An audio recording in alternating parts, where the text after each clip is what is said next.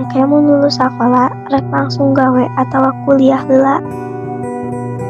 Abdi mah rek langsung gawe. Oh, heueuh atuh. Engke mun urang geus hasil balik deui ka dieu nya. Asa ulah poho ka Neng ya mun geus sukses. Moal anjeun mah geus kawas imah keur abdi. Disaprak gawe beda pisan. Abdi keur ngudag masa depan. San ngartos atuh. Ngartos, tapi abi ge butuh diperhatikeun. Ulah lebay capek abdi. Asep, mamah mah teu satuju maneh jeung si Santi. Kunaon mah? Manehna teu pantes jeung keluarga urang teu satata.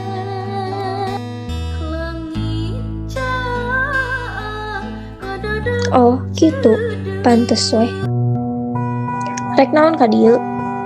Ulah emangna. Henteu, urang rek ngomong. Sigana urang na video we. San, maneh serius? Abi capek berjuang sorangan. Mun maneh ini trieuna ulah nyesel. Nu kuduna nyesel mah aa. San, maneh nyaho teu si Asep nolak gawe ke luar negeri gara-gara mah. Hah? Maknya? Mah, lamun mamah maksa, Asep leuwih milih Santi. Santi teu kurang nanaon mamah wungkul nu teu daek ngarti.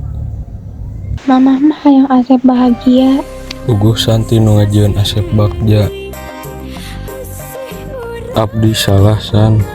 Salah pisan abdi ngira kasuksesan teh segalana, padahal Santi segalana teh balik deui nya. Abi mas dieun dinya nyari deui.